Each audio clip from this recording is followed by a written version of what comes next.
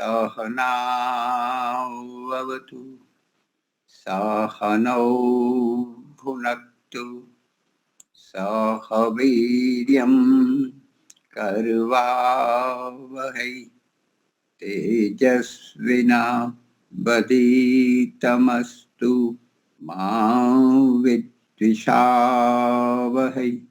ओम शांति शांति शांति।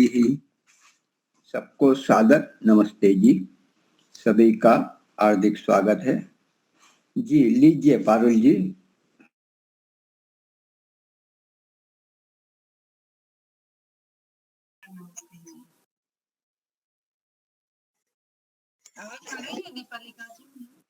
नहीं नहीं आ रही। अब आई? हाँ अभी हाँ ठीक है। नमस्ते।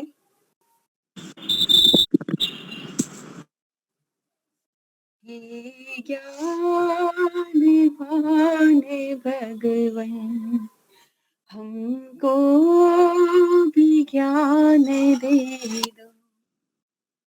हे ज्ञान पाने भगवन हमको भी ज्ञान दे।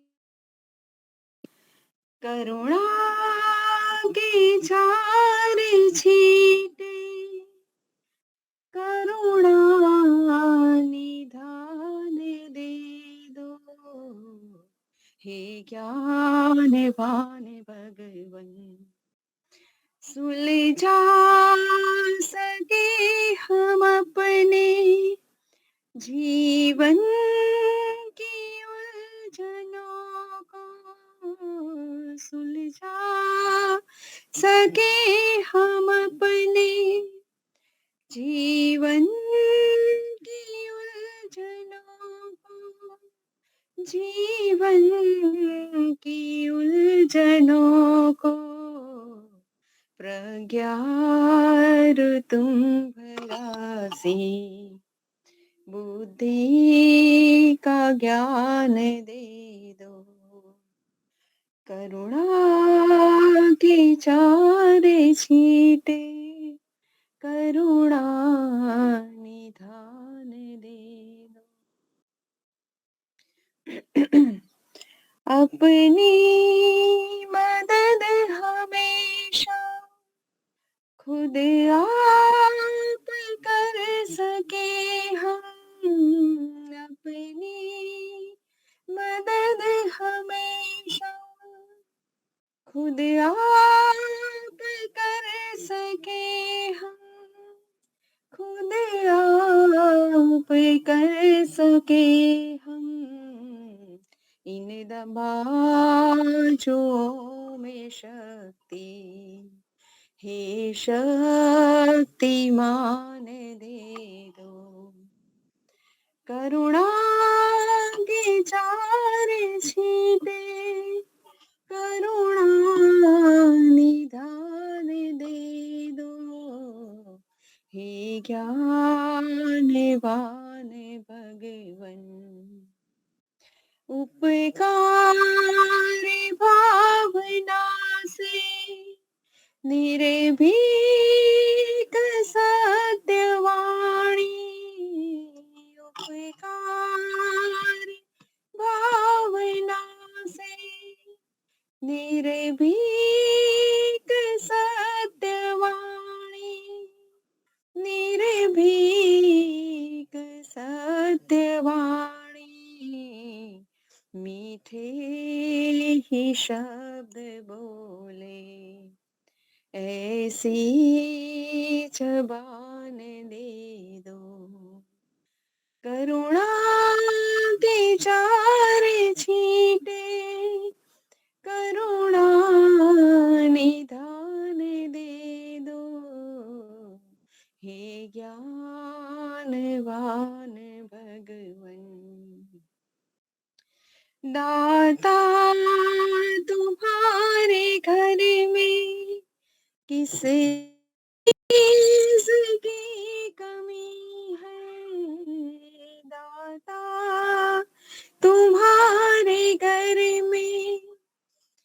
किस चीज की कमी है, किस चीज की कमी है, चाहो तो निर्धनों को दौलत की खान दे दो। करुणा के चार छींटे करुणा निधान दे दो।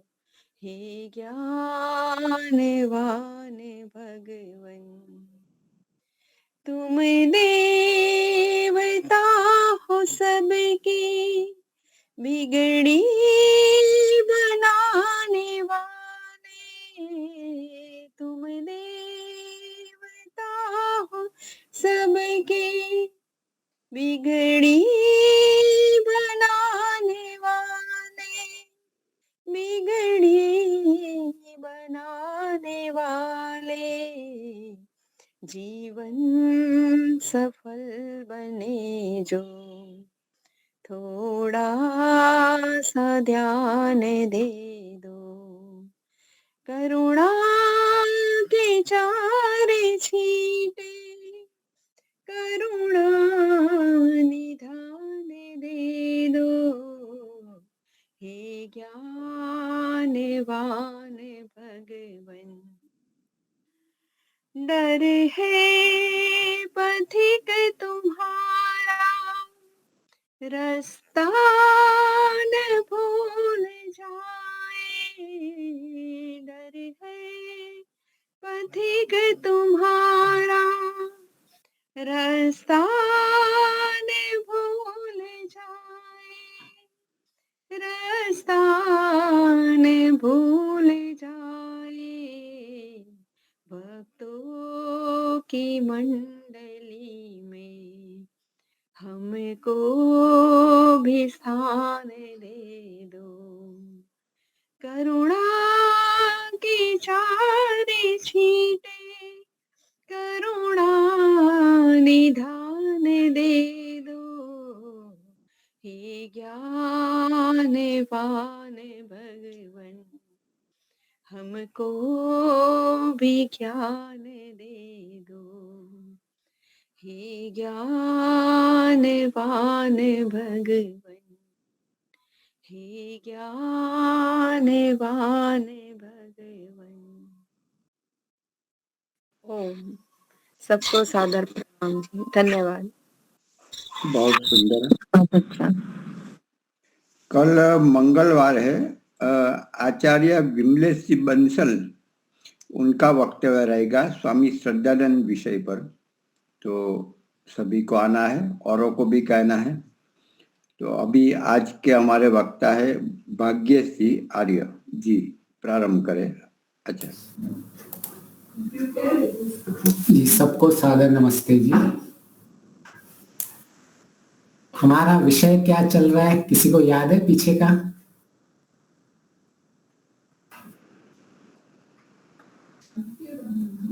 हमारा ठीक है, चलो एक तो मैं हर वक्त कहता हूं, हमारा लक्ष्य क्या है जीवन का? दुखों से निवृत्ति और सुख की प्राप्ति। दुखों की अत्यंत निवृत्ति और पूर्ण सुख की प्राप्ति।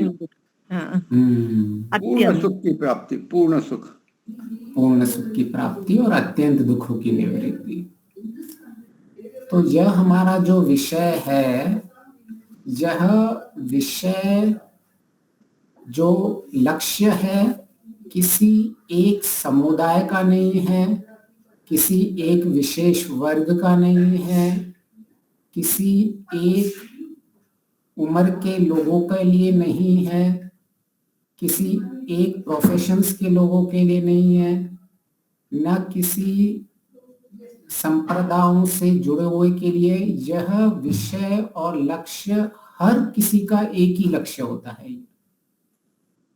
हम जितने भी कार्य करते हैं उनके पीछे हमारा यही मंतव्य बना रहता है। हमारी इच्छा यही इच्छा बनी रहती है कि हम अपने जीवन में दुखों की निवृत्ति कैसे करें, और अत्यंत से अत्यंत दुख, कुछ दुख जाए नहीं, जितने भी दुख जा सकते हैं हम उन सबको मिटा दें। ये हमारी एक आंतरिक इच्छा होती है। जब हमें ये स्पष्ट है कि हमें चाहिए क्या जीवन में, तो हम इसके लिए फिर प्रेरित होते हैं कि यह मुझे कैसे मिलेगा, इसके क्या साधन है, इसका क्या उपाय है, इसकी क्या विधि है। हम उसके पीछे फिर क्रियाशील हो जाते हैं। तो अब तक हमने देखा कि हमारा ज्ञान तो हम बहुत प्राप्त कर रहे हैं, परंतु वह ज्ञान क्रियात्मक नहीं हो रहा है, व्यवहार में नहीं आ रहा है। हमारे लिए ज्ञान का सूत्र या ज्ञान की कमी आज नहीं है।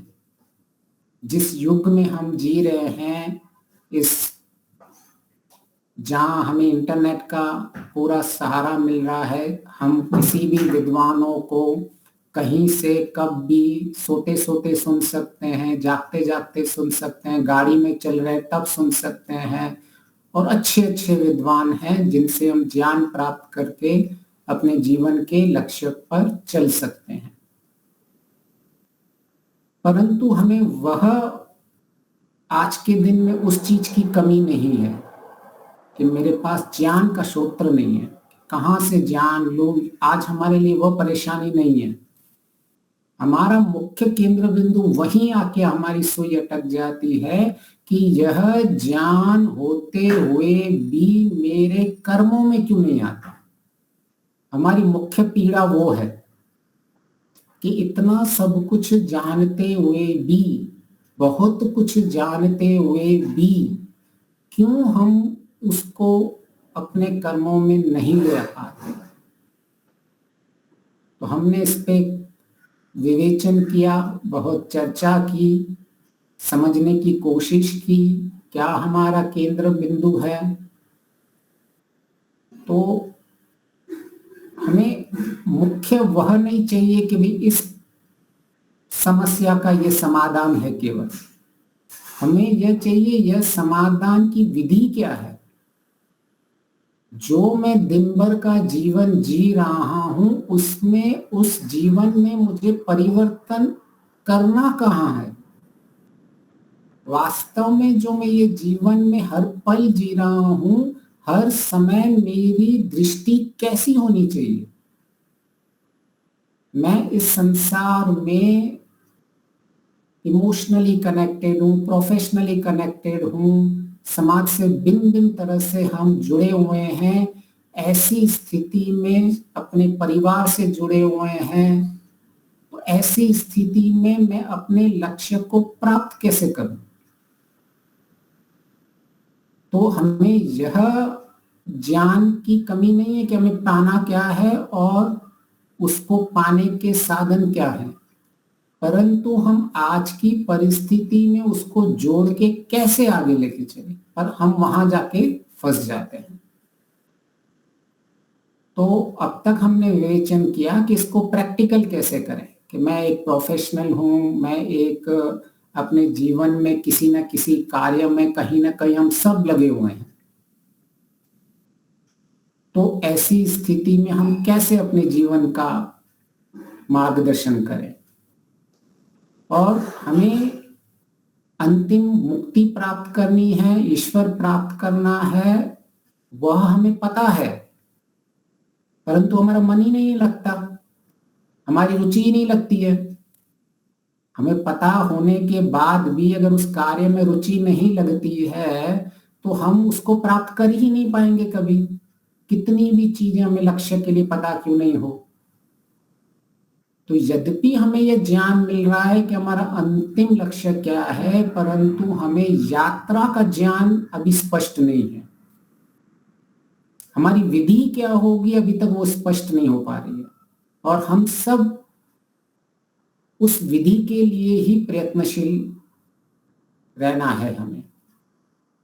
क्योंकि लक्ष्य हमें स्पष्ट है, साधन हमें स्पष्ट है, परंतु उसको कैसे प्राप्त करना है, मेरे जीवन में कहाँ कहाँ बदलाव लेके आऊं और कैसे अपने जीवन में छोटे छोटे परिवर्तन करके मैं आगे बढ़ सकूं।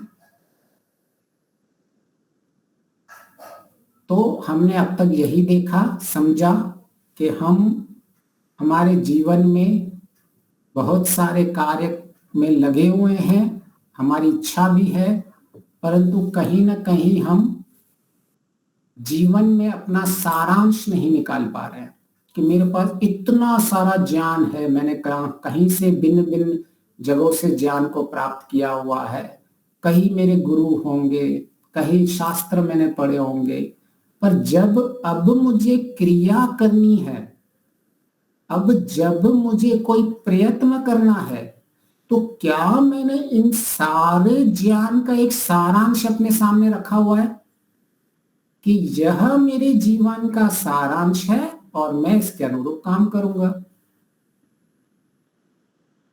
तो जब तक हम अपने जीवन का एक सारांश नहीं निकालेंगे कि मेरे जीवन में वह केंद्र बिंदु क्या है जो मुझे इस ज्ञान को क्रियात्मक में लेके आने का सहायता करेगा, तब तक हम बस समझते रहेंगे, कोशिश करते रहेंगे, कभी लेफ्ट जाएंगे, कभी राइट जाएंगे, कभी ऊपर जाएंगे, कभी नीचे जाएंगे और कहेंगे नहीं नहीं नहीं हमको तो जाना ऊपर ही है, परंतु हम सारी दिशाओं में चलते रहते हैं।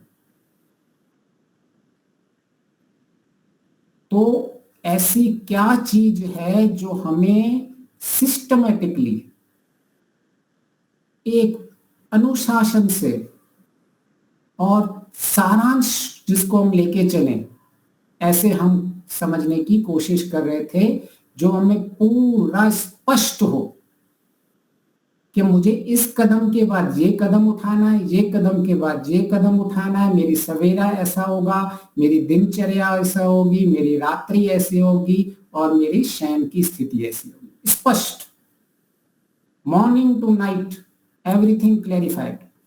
तो मुझे कहीं भी संशय नहीं होना चाहिए कि मैं आखिर दूसरा कदम क्या रखूं, क्या ये सही है, क्या ये गलत है, क्या इसमें मुझे ऐसा होगा कि ये तय समय में ये मुझे मिलेगा या नहीं मिलेगा। तो हमने एक सारांश समझने की कोशिश की थी, जो 90वें समोल्लास में महर्षि दयानंद जी ने मुक्ति के संदर्भ में कहा है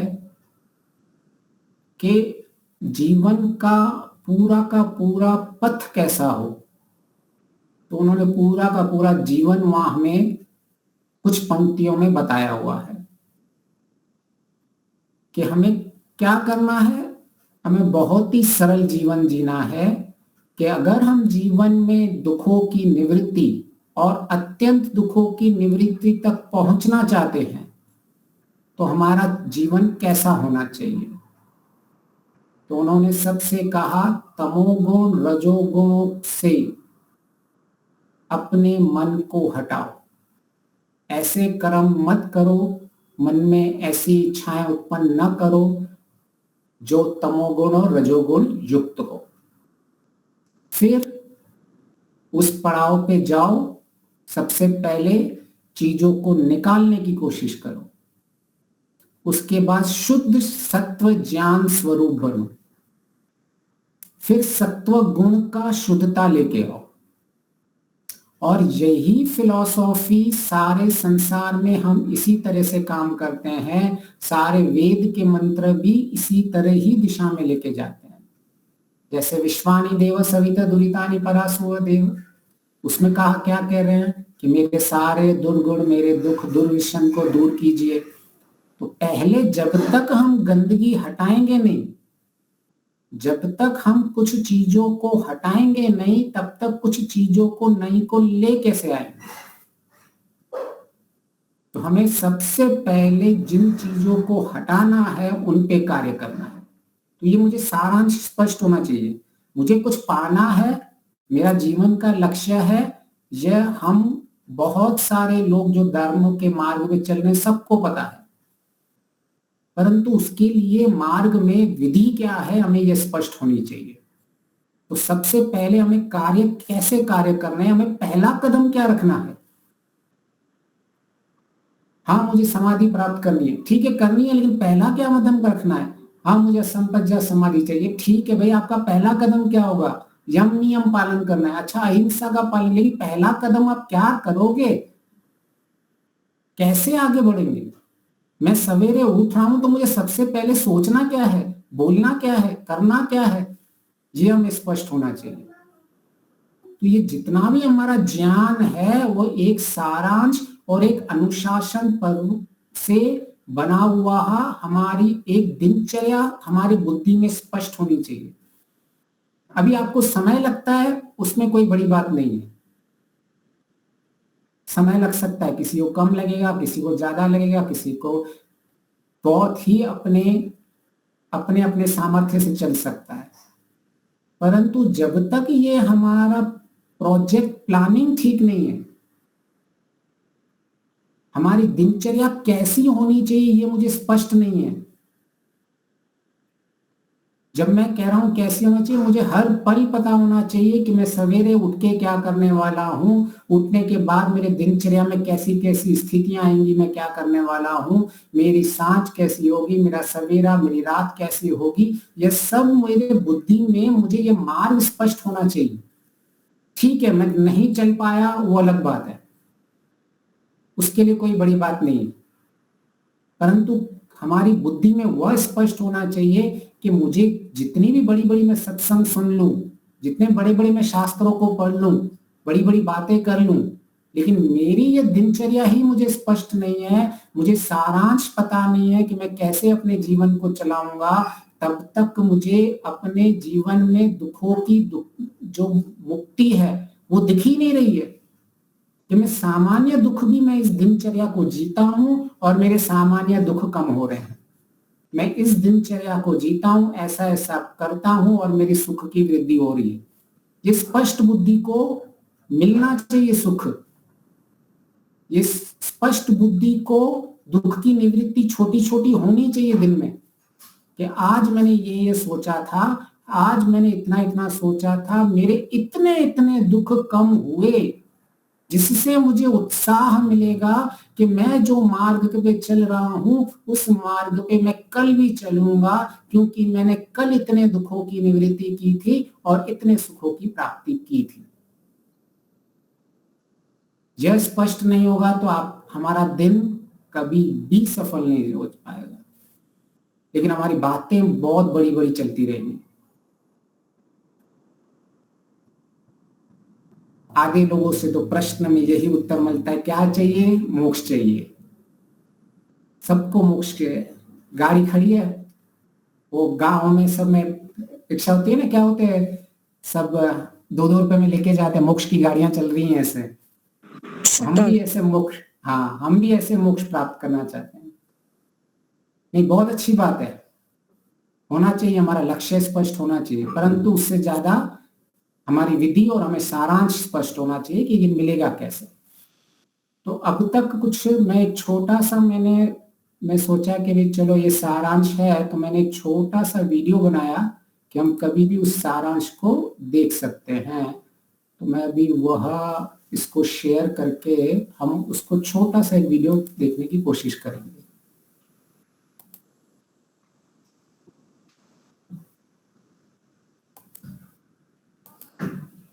हम लोगों की आदत है सेफ जोन में रहने की, सेफ जोन में, सुरक्षित जोन, कंफर्ट साहस जोन में नहीं जाते हैं। नौकरी जी, करना चाहते हैं क्योंकि वह सेफ्टी है, लेकिन साहस नहीं करना चाहिए धंधा का, खेती का। तो ये मेंटालिटी बदलना बड़ा कठिन है। जी, तो अभी मेरी स्क्रीन दिख रही है? हाँ जी। हाँ जी, तो मैं बस इसका एक सारांश बनाने की कोशिश कर रहा था कि हमारे जीवन का सारांश क्या है और हम किस मोड में काम करते रहते हैं। तो हम जब हमारा जन्म होता है उसके बाद हम अज्ञान में होते हैं, अविद्या में होते हैं, तो हमारी जितनी भी स्थिति होती है, तामसिक राजसिक की स्थिति होती है, हमारी जो चित्त की स्थिति होती है उसमें क्रोध, भय, पुरानी आदतें, हमारी ईर्ष्या, जितने भी हमने अभी तक हमारी हानियां हुई है, ये सब हमारे चित्त में स्मृतियां, संस्कार बने हुए रहते हैं। और हमारे ये संस्कार मुख्य अविद्या के क्लिष्ट वृत्तियों की तरह बने होते हैं। सारे जो इमोशंस, भावनाएं, थॉट्स हैं, वो सारी क्लिष्ट वृत्तियां होती हैं जो क्लेश युक्त होती हैं। और यह सारा हमारा अविद्या का भाव होता है ये कि हम मुख्य अनित्य को नित्य, शुचि को अशुचि, दुख को सुख, अनात्मन को आत्मन और उल्टा देखते रहते हैं। ये हमारी प्रारंभिक स्थिति ऐसी रहती है। और उस स्थिति में हमारा जो स्थिति होती है, जो हमें मैं हूं का एहसास दिलाता है कि ये सारा कार्य मैं कर रहा हूं, वह चित्त की वृत्तियों के साथ संबंध में आ जाता है। कि जो भी चित्त में वृत्तियां उठती हैं, अहंकार को ऐसा लगता है कि यह मेरी स्थिति है, जिसको हम अस्मिता क्लेश भी कहते हैं, कि हम उस क्लेश की स्थिति में बुद्धि और आत्मा अपने आप को एक समझती है कि जो हो रहा है वो, जैसे कि अभी मुझे गुस्सा उत्पन्न हो रहा है, तो हम ऐसे नहीं बोलते हैं कि मेरे अंतःकरण में गुस्सा उत्पन्न हो रहा है। हम क्या कहते हैं? मैं गुस्सा हूं, मुझे भय लग रहा है। हम ऐसा नहीं कहते हैं कि मेरे अंतःकरण में, चित्त में भय उत्पन्न हो रहा है, लेकिन हम क्या करते हैं? मैं भयभीत हूं, मुझे ईर्ष्या हो रही है। तो ये जो हम चित्त की वृत्तियों के साथ मैं हर चीजें लगा देते हैं, यह मुख्य कारण है हमारा, जो हम हर स्थिति के साथ फंस जाते हैं। यह सही है कि हमें पता होना चाहिए कि यह हमारे माध्यम से हो रहा है, परंतु हमें यह स्पष्ट होना चाहिए कि यह अविद्या है कहां। मैं शुद्ध हूं और यह सारा जो मेरा अंतःकरण है, ये चित्त, बुद्धि, मन, अहंकार, ये चार चीज हैं जो मेरा अंतःकरण है, उनके अंदर, मेरे अंदर सारी गतिविधियां हो रही है और उसको मैं देख पाऊं। तो जब तक हम अपनी वृत्तियों को दृष्टा भाव में देख नहीं पाएंगे, तब तक हम उन परिस्थितियों को कभी नियंत्रण नहीं कर पाएंगे।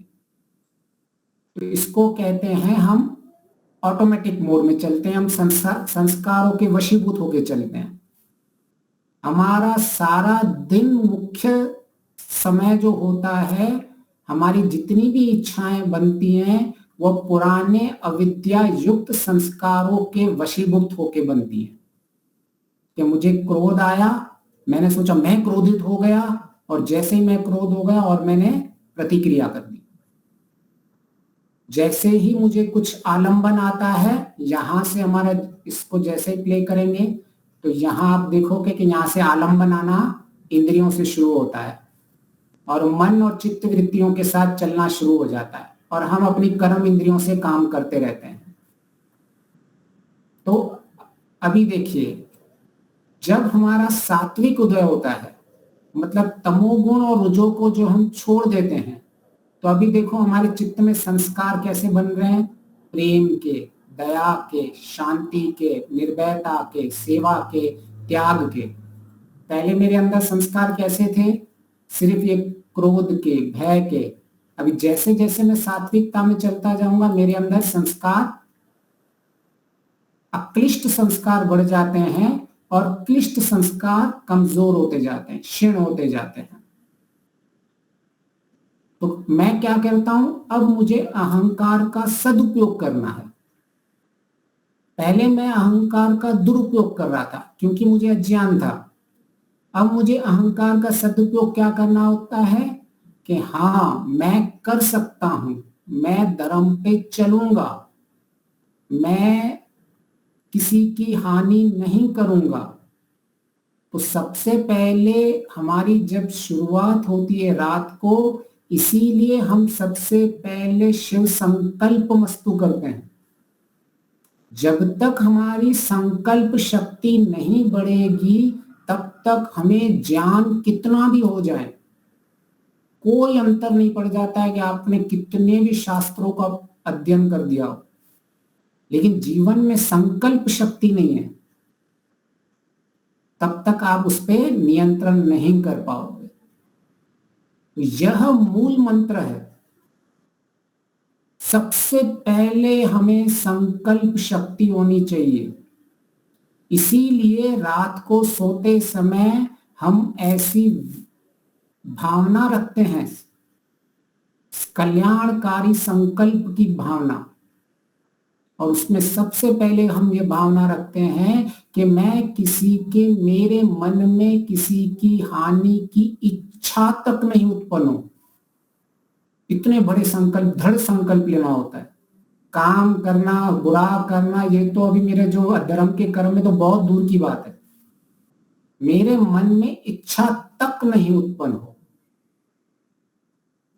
फिर दूसरा संकल्प क्या लेते हैं हम, मैं अधर्म, मेरे धर्म से इच्छा युक्त हो और मैं अधर्म से पृथक रहूं। तो सबसे पहले हमारी मुक्ति क्या होनी चाहिए? सबसे पहले मुक्ति हमारी अधर्म पूर्वक कर्मों से मुक्ति होनी चाहिए। ऐसे ही मुक्ति नहीं मिलती है। सबसे पहले मुक्ति होती है हमारे पाप कर्मों से मुक्ति, हमारे तामसिक और राजसिक जो हम कर्म कर रहे हैं, ये इन सब से मुक्ति।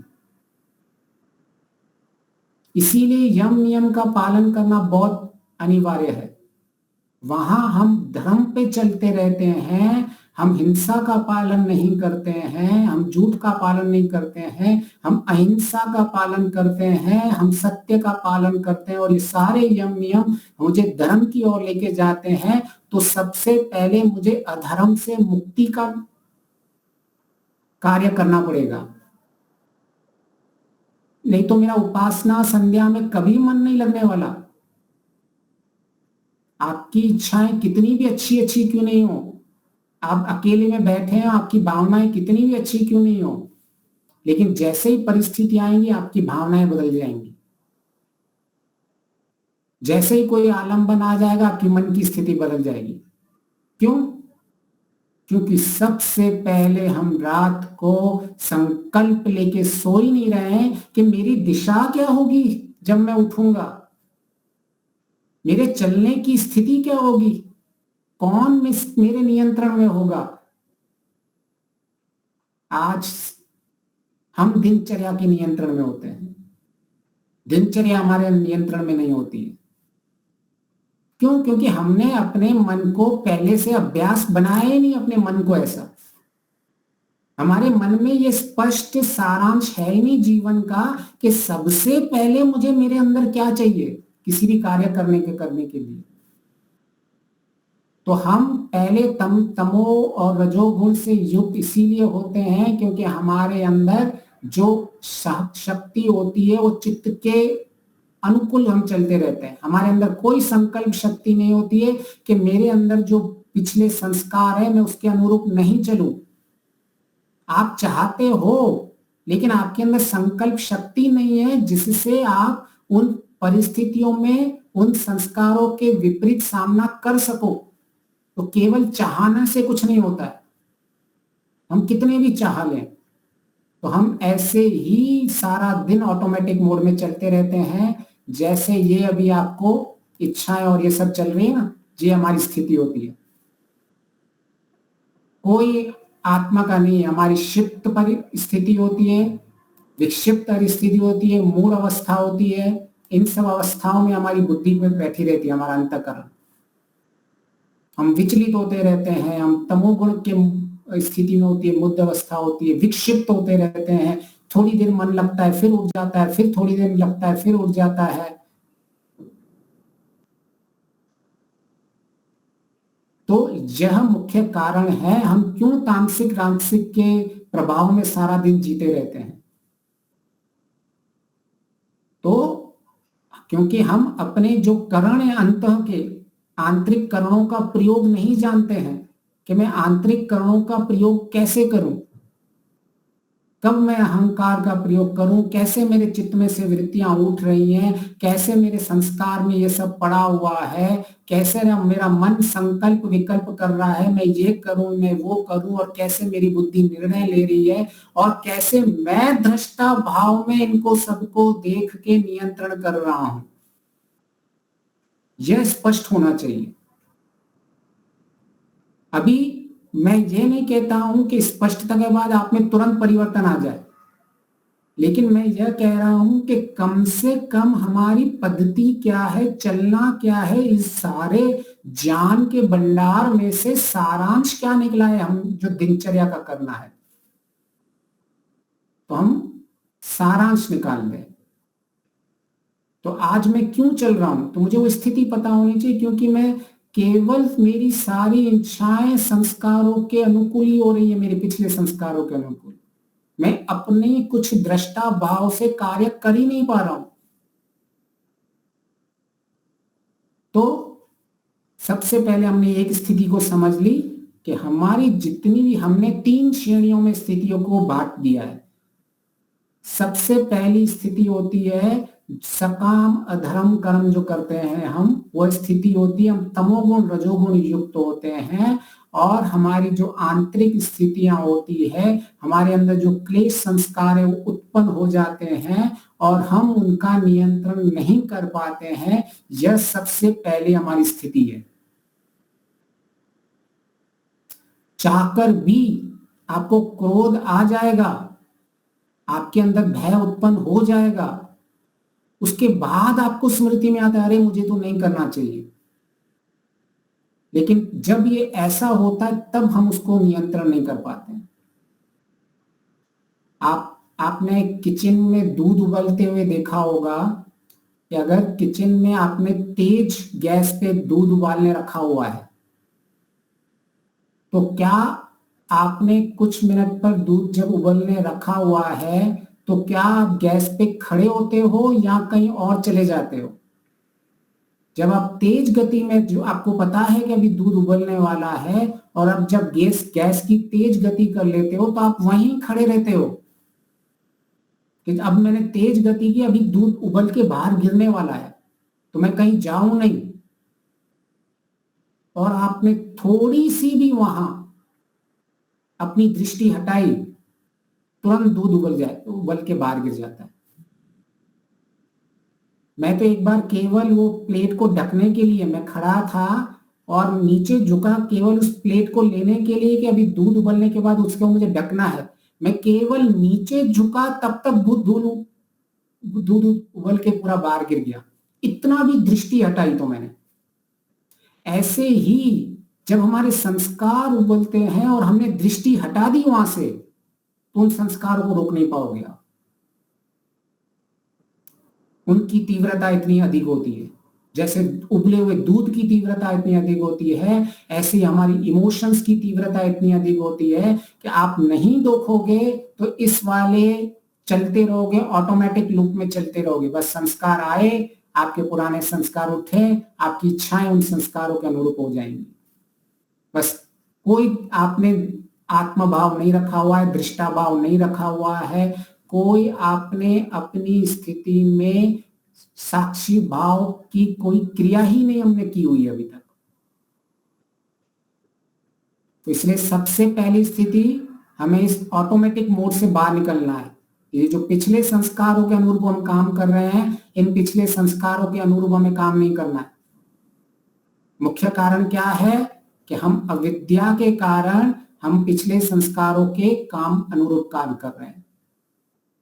तो 2 चीजें इसमें मुख्य हैं, एक पिछले संस्कार और एक हमारी जो अविद्या।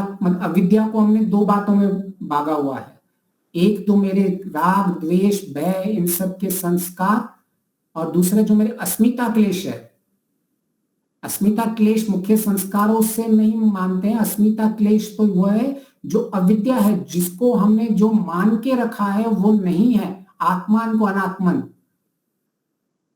बुद्धि को ही और सारे मन को ही हमने अपने आप को मान के रखा है, यह अस्मिता क्लेश है। और ये राग द्वेष, ये सारे छाप जो रखते हैं, ये सारे भय, ये संस्कारों की छाप रखते हैं हम अंदर से।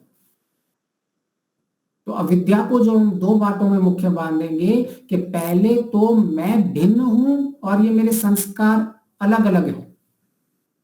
इसके लिए आपको अहंकार नाम के करण का उपयोग करना पड़ेगा, जो हर चीज को अपना मान के बैठा हुआ है, हर वृत्ति के साथ अविद्या युक्त जुड़ा हुआ है। वो क्या सोचता है कि जो भी वृत्तियां हो वह उसको खुद में हो रही हैं, मतलब वो हमारे साथ जोड़ लेता है उसको, और फिर हम अपना और दृष्टा के बीच का संबंध भूल जाते हैं। इसलिए सबसे पहले हमें संकल्प शक्ति का अहंकार के करना है कि मैं धर्म की इच्छा युक्त करूंगा, उसका संकल्प लेता हूं। रात को सोने से पहले मैं अधर्म से पृथक रहूंगा, इसका संकल्प रहता हूं। तो सबसे पहले जो आप दिनचर्या की क्रियाएं करते हैं, उन क्रियाओं से, अधर्म की क्रियाओं से मुक्ति प्राप्त करते हैं। और ऐसा नहीं कि सारी अधर्म की क्रियाएं खत्म हो जाएंगी एक साथ, लेकिन आपका जो आरंभ होगा, तो वहां आप पहले ही कह रहे हैं अपनी बुद्धि को, आपने अपना रोड मैप बना दिया कि मैं कार्य दिनचर्या में कैसे करूंगा, तो वो आपने संकल्प शक्ति से उसके अंदर दृढ़ शक्ति बना दी। फिर उसके बाद जब दूसरी स्थिति आती है, संस्कारों से आपको है ना अपने आप को मुक्त करना होता है। तो धीरे धीरे धीरे जब मैं तामसिक और राजसिक से दूर होऊंगा, तभी ही मेरी सात्विक में एंट्री होगी, और तब जाके मैं संस्कारों को धीरे धीरे कम करूंगा। तो आप अब ये दूसरी स्थिति जो मैंने बनाई हुई है, आप देखोगे कि इस संस्कारों में सात्विक उदय जब होगा, तो आपके यहाँ सारे अच्छे अच्छे संस्कार उदय हो रहे हैं, और आपके ये जो पुराने संस्कार हैं वो क्षीण हो रहे हैं। तो आपकी चित्त की स्मृतियों में ऐसा मुझे लगना चाहिए कि मैंने कल कुछ तो संस्कारों में काम किया, पहले मैंने कुछ तो कर्मों में काम किया जो मेरी दिनचर्या में, फिर मेरे उन कर्मों से अभी मैं बैठकर मैंने संस्कारों में काम किया है। तो जब हम फिर संस्कारों में काम करते हैं तो हमारा सात्विक उदय होने लगता है। इसको कहते हैं दूसरी मुक्ति, संस्कारों की मुक्ति। तो हमारी मुक्तियां तीन चीज में निरंतर चलती रहती हैं। एक, पाप कर्मों से मुक्ति, दूसरा हमारे संस्कारों से मुक्ति, तीसरा हमारी अविद्या से मुक्ति। ये तीनों एक दूसरे को परिपुष्ट करते रहते हैं। और ये मैं अपनी बात नहीं कह रहा हूं, ऋषि दयानंद जी कह के गए हैं, जब तक अविद्या की गांठें मन में, जब तक सारे संशय, जब तक पाप कर्म से हम मुक्त नहीं हो जाते, तब तक परमात्मा आत्मा नहीं मिलते हैं। ऋषि स्पष्ट कर गए, इन तीन चीजों को मैं स्पष्टता करके गए हैं कि तीन स्थितियों में मुक्तियों के आरंभ चलते रहेंगे आपके। मैं अच्छे कर्म करूंगा तो मेरा ध्यान उपासना में मन भी लगेगा, और मैं अपने संस्कारों को देख पाऊंगा कि मेरी स्थितियां क्या हैं, कहाँ कहाँ मुझे काम करना है, कौन से क्लेशों की कौन सी स्थिति है, कौन सी शिप्त अवस्था है, मेरे मन की अवस्थाएं, भूमियाएं मुझे पता चल जाती है, मेरे संस्कारों की अवस्थाएं पता चल जाती है, कौन सा तनु है, कौन सा मेरा जो अपने अभी बाहर उछल रहा है संस्कार, कौन सा प्रसुप्त अवस्था में कि बहुत दिनों से जिनको मैंने देखा नहीं है, कौन सा विच्छिन्न अवस्था में है कि अभी जो मेरे सामने नहीं है लेकिन वो तुरंत मेरे में आता जाता रहता है। तो ये पूरा हमको एक रोड मैप बना के चलना पड़ेगा। तो ये धीरे धीरे हमारे संस्कारों से मुक्ति होती है, और फिर ऐसे संस्कारों से हम जब दिनचर्या में जाते हैं तो फिर हमारे पाप कर्मों से मुक्ति होती है। और जितने हम पाप कर्म कम करते जाएंगे, पाप कर्म हमारे कम होते जाएंगे, जितने संस्कार कम होता है, तब हमारी बुद्धि विद्या को समझ पाएगी। तब हम जो ये आत्मा आत्मा कहते रहते हैं, आत्मा आत्मा तो हम ऐसे कहते हैं जैसे कि भाई रेवड़ी और मूंगफलियां बांट रहा हूं और आत्मा और परमात्मा की बात करते हैं। ऐसे शब्दों से नहीं समझ में आएगी। जब ये पाप कर्म कम होते हैं, जब संस्कार कम होते हैं, तब बुद्धि में थोड़ी स्पष्टता आती है। और जब बुद्धि में स्पष्टता आती है तब जाके लगता है कि मैं भिन्न हूं और यह अंतःकरण भिन्नता है। और अंतिम स्थिति बुद्धि में इतनी स्पष्टता हो जाती है, इतनी पवित्र हो जाती है, इतनी शुद्ध हो जाती है, जो आत्मा के समान बुद्ध शुद्ध हो जाती है, तो उसको हम केवल्य अवस्था कह देते हैं। तो ये एक प्रोसेस है, एक पूरी क्रिया है, और इतनी कठिन नहीं है जितनी हमने बना के रखी है। कम से कम क्रिया और ये विधि इतनी कठिन समझने में नहीं है, परंतु आज हम इतने जानकारियों से सर में हमने भर के रखी हुई है, 50 जानकारियां और 50 जगह से हम रख के आ रहे हैं, और हमारी दिशा ही हमें पता नहीं है कि दिशा किस दिशा में जाना है। हाँ, इच्छा जरूर है कि मुझे दुखों की निवृत्ति करनी है, सुखों की प्राप्ति करनी है, आध्यात्मिक मार्ग में चलना है, धार्मिक मार्ग में चलना है, पर उसको दिशा नहीं दी हुई है हमने। एक एक पल का हिसाब हमारे पास होना चाहिए कि मैं इसको कैसे चलूंगा। मैं ऐसा नहीं कह रहा हूं कि आपको चलना है, नहीं चल पा रहे हैं वो अलग बात है, उसमें समय लगेगा, परंतु ऐसे ही चलूंगा, यह मुझे दृढ़ संकल्प होना चाहिए। तो हम सबसे पहले रात को अपनी संकल्प शक्ति हो, और रात को ही क्यों चुना है ऋषि ने? तो रात में मैंने पिछली बार भी कहा था कि हमारा जो मन है वह जितने भी कार्य नींद में होते हैं वह जो काम के हैं वो रखता है, और जो काम के नहीं है उसको साइड कर देती है। नींद में हमारा ये प्रोसेस चलता रहता है। नहीं तो कोई भी मनुष्य पागल हो जाए, और शायद हम 60-70 हजार से वृत्तियां तो हमारी ऐसे ही चलती रहती हैं दिन भर में। इतनी वृत्तियों का अगर संग्रह होता जाए, 5 इंद्रियों से ज्ञान मिल रहा है, 5 इंद्रियों से वृत्ति हो रही है, और हमने उनको कहीं भी सबको रख दिया बुद्धि में, तो बुद्धि हमारा बहुत पावर खींचता है। तो सबसे पहले आपने देखा होगा कि जब सोते हो तब बुद्धि का कनेक्शन बंद हो जाता है, इसीलिए सपने आते हैं ना। कैसे सपने आते हैं? खरगोश पे सींग, इसका मतलब क्या हुआ? बुद्धि काम नहीं कर रही है तब। तो सबसे पहले आपका कौन सा मॉड्यूल जो है पावर ऑफ हो गया? सबसे पहले बुद्धि का पावर ऑफ होता है। इसीलिए हमारी बुद्धि में नींद में वो प्रोसेस चलती है कि जो काम का है उसी को ही रखना है, जिसको नहीं।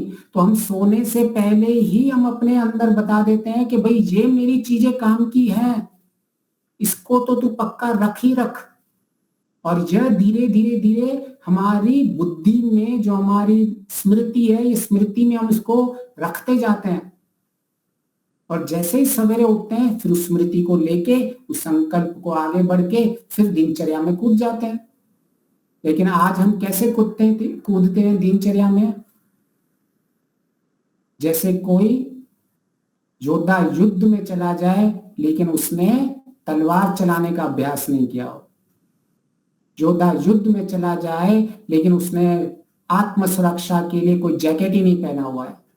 योद्धा युद्ध में चला जाए लेकिन उसके पास तलवार से बनी भाला ही नहीं है जिससे वो अपने आप को रोक सके। हम ऐसे ही कूद जाते हैं जीवन में और कहते हैं फिर नहीं, मैं तो प्रयास बहुत कर रहा हूं, इतने सालों से मैं लगा हुआ हूं, लेकिन मुझे कोई अभी ज्यादा इसमें प्रगति नहीं दिखती है, इसलिए लोग इस मार्ग को छोड़ देते हैं। ये सब पता नहीं ईश्वर है या नहीं, पता नहीं आत्मा है या नहीं, मैं तो इतने मार्ग सालों से लगा हुआ हूं। ऐसे तो फिर युद्ध में ऐसे हम कूदेंगे तो युद्ध में मृत्यु होने वाली है, क्षति होने ही वाली है। तो यह हमने खुद ने ही अपने आप को इस मार्ग से अलग किया हुआ है। क्यों? स्पष्टता नहीं है, सारांश नहीं है, कैसे जीऊंगा, कैसे करूंगा। तो दूसरी हमने स्थिति को देखा कि मुझे शिव संकल्प लेने हैं। एक अहंकार की स्थिति थी जो अज्ञान पूर्वक थी। अभी मेरी अहंकार की स्थिति क्या है? मैं धीरे धीरे मेरा दृष्टा भाव बढ़ता जा रहा है। जैसे ही मैं दृष्टि डालता हूं तब यह अहंकार समझ जाता है कि भाई मुझे वहां से नहीं, मुझे तो ज्ञान पूर्वक संकल्प वाले काम करने हैं। ये हमारे जो भावनाओं का वेग थे वो कम हो जाता है, वहां से बल खिंच जाता है।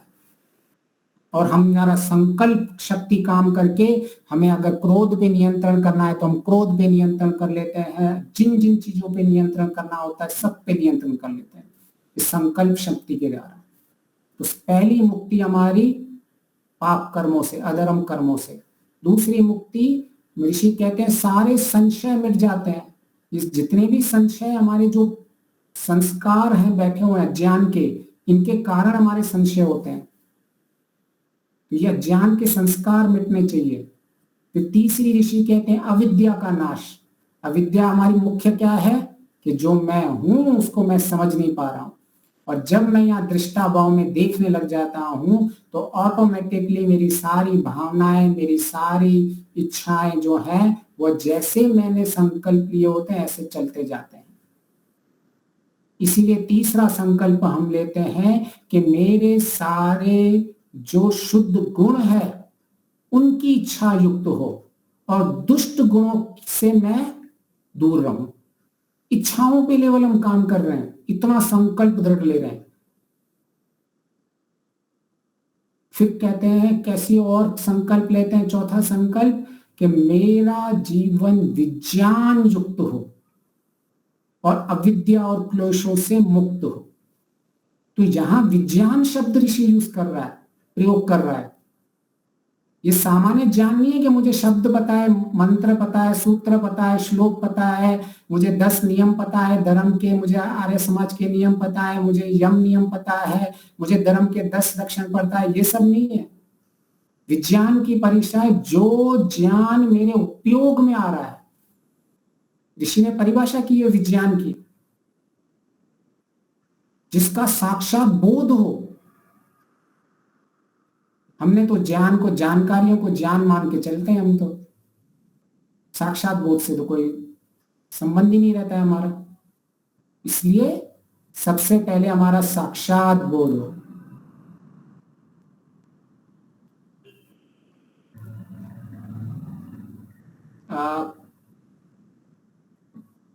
वॉट जैसी पी है योर हेयर। ठीक, किसी ने कुछ डिस्कस बोधा वीडियोस प्लीज। ठीक है, पता नहीं किसी ने कुछ भेज रहा है कोई। ठीक है, तो अब तक यहां तक सब आ गया। चले हम आगे।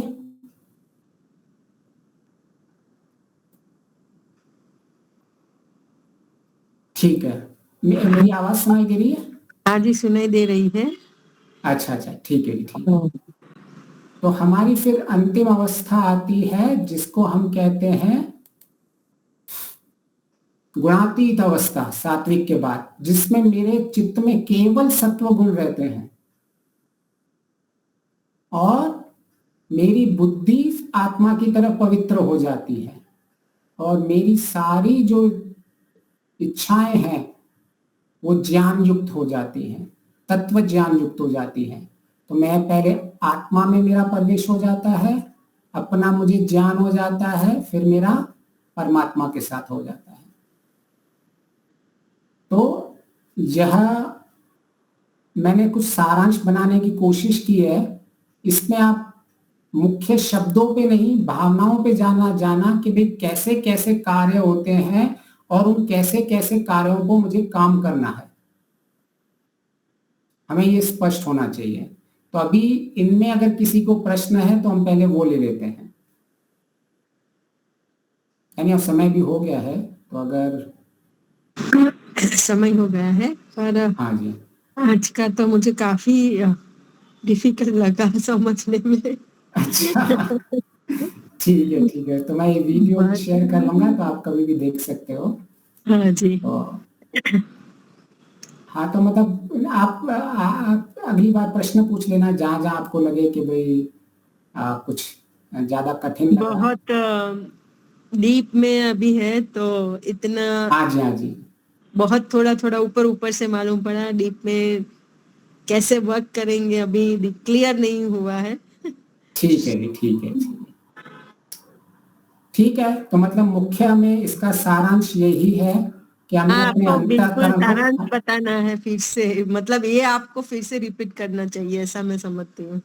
अच्छा, तो यानी आओ मैं इसका सारांश बता देता हूँ कि हमारा जो अंतःकरण है वह हमारी जो इच्छाएं होती है आत्मा के अंदर, वह अंतःकरण में जो हमारी जो भी संस्कार होते हैं उनको जब भी आलंबन मिलते हैं तो संस्कार जब उभरते हैं तो हमारे सारे संस्कारों के अनुरूप हमारी इच्छाएं बन रही हैं आज।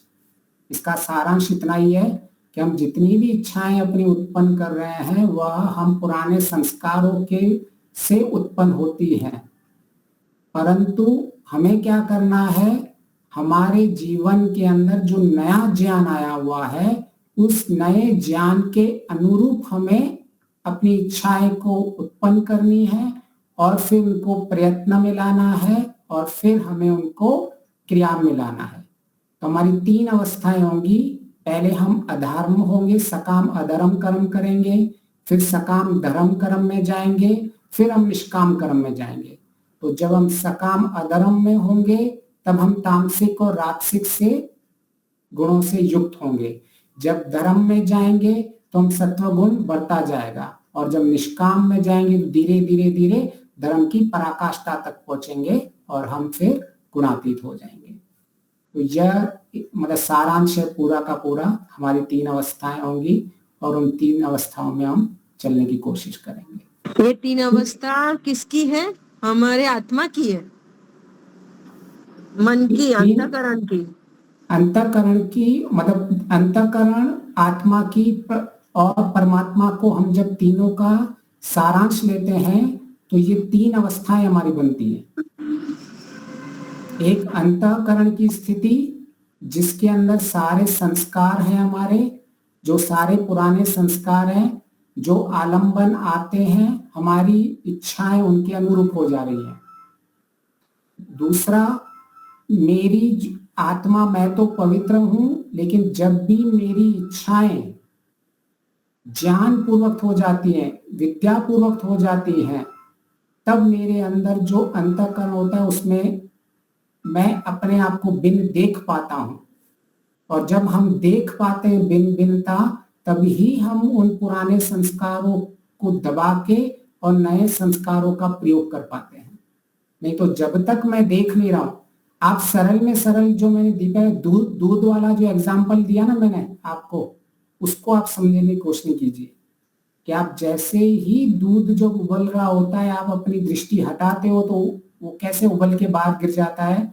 तो वैसे ही आपके अंतःकरण में संस्कारों से भावनाएं उत्पन्न होती है, इच्छाएं उत्पन्न होती है, कामनाएं उत्पन्न होती है संस्कारों के अनुरूप।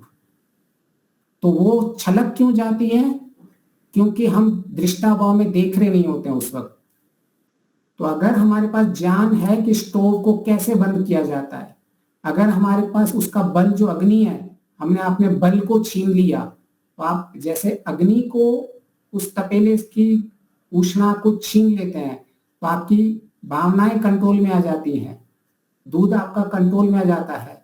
ऐसे ही जब हम दृष्टाभाव में देखते हैं तो सारी भावनाएं हमारे नियंत्रण में आ जाती हैं। तो जैसे मैंने आपको बताया, आप सवेरे दूध जब उबालें तब इन 3 चीजों को देखिए कि एक मैं हूं, एक ये मेरा अंतःकरण में इच्छाएं उत्पन्न हो रही हैं, और ये बाहर जैसे अग्नि है, ये बाहर की मेरे आलंबन है, जिस आलंबन के कारण ये दूध उबल रहा है। तो मैंने क्या किया, ज्ञान युक्त उसको नियंत्रण कर दिया। जब मैं देखूंगी तभी ही ये पॉसिबल है। जब तक मैं देख नहीं रही हूं तब तक मेरा कभी मैं दूध उबलने को है ना कंट्रोल नहीं कर सकती। तो मेरा वहां होना जरूरी है। इसी तरह दिन भर जितनी मेरी इच्छाएं उत्पन्न हो रही है, देखिए मेरा दृष्टाभाव होना अनिवार्य है। तो इस तरह से हम आगे भी इसको और समझने की कोशिश करेंगे, इसको और सरल बनाने की कोशिश करेंगे। जी धन्यवाद। समझ में आया खेलने जो आपने फिर से बताया, तो समझ में आया थोड़ा थोड़ा। जी जी ठीक है। बहुत ही सुंदर। संसार रूपी सागर में हम तैर नहीं रहे, बह रहे हैं। संघर्ष तो कर रहे हैं लेकिन अभी भी अपने संस्कारों में बह रहे हैं। दृढ़ संकल्प शक्ति वो नहीं है, तो वो ताकत नहीं हम लगा रहे। जी, ये हमारा है। उसके लिए रात्रि को हम संकल्प करके सोए, संकल्प करके ही उठे, इस प्रकार का हमें करना ही पड़ेगा। लड़ना ही पड़ेगा अपने आप से, अपने संस्कारों से, और बार बार हमें खींच रही है, तीव्रता से नहीं तो बड़े तर्क के साथ भी भोगवाद हमें खींच रहा है। और हम जी। कुछ अच्छा काम कर लेते लेकिन पेट बढ़ जाता है, एक कर लिया पेट बढ़ गया हमारा। तुष्टिकरण जी। दोष बहुत है, आदत सेफ जोन में रहने की भी है, वो भी आदत बदलनी पड़ती है, बहुत जी। लड़ना पड़ता है। ये अपनी आदतें सुधारने के लिए बार बार घात करना पड़ता है, और जी। संकल्प जी। भी बहुत दोहराना पड़ता है।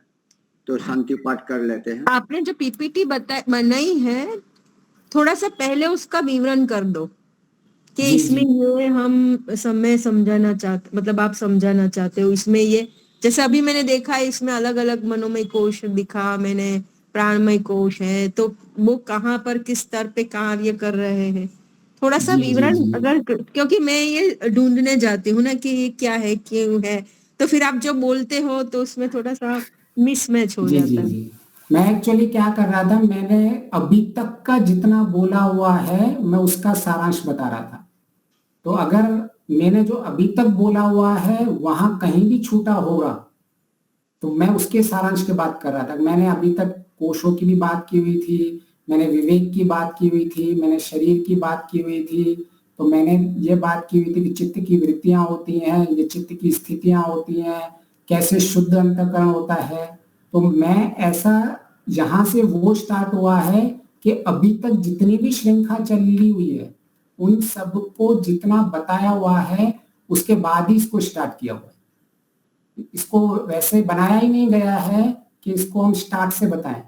अभी तक जितनी हमारी श्रृंखलाएं हो चुकी हैं, जितना हम समझ चुके हैं, इन सब का सारांश बताने की कोशिश की है। हाँ, मतलब जब अगर मुझे इस सारी श्रृंखला का सारांश करके और एक पीपीटी में बताना होगा तो ये आपने सही बोला कि मैं पिछले में रखूंगा ही, परंतु मैं सिर्फ अभी तक जो बोल चुका हूँ, शब्दों का प्रयोग कर चुका हूँ, मैं ऐसे मान के चल रहा था कि अभी तक जितने मैंने प्रयोग करके रखे हैं हम वो जानते हैं। तो ठीक है, पर आपका इनपुट भी सही है कि इसको और भी हम सिंपलर बना सकते हैं। जी। शांति पाठ। जी, धन्यवाद। धन्यवाद। ओम जौ शांतिरंतरिक्षं शांति पृथ्वी शांतिराप शांतिरौषधयः शांति वनस्पतयः शांतिर्विश्वे देवा शांतिर्ब्रह्म शांति सर्वं शांति शांतिरेव शांति सामा शांतिरेधि। ओम शांति शांति शांति। सर्वेभ्यो नमः। सबको सादर नमस्ते जी। कल आचार्य विमलेश जी बंसल उनका प्रवचन रहेगा स्वामी श्रद्धानंद विषय पर, तो आप सभी को आना है, औरों को भी प्रेरित करना है। किसका किसका? हाँ, आचार्य विमलेश जी बंसल, हाँ, विमलेश वक्तव्य रहेगा। ठीक है, धन्यवाद। अच्छा।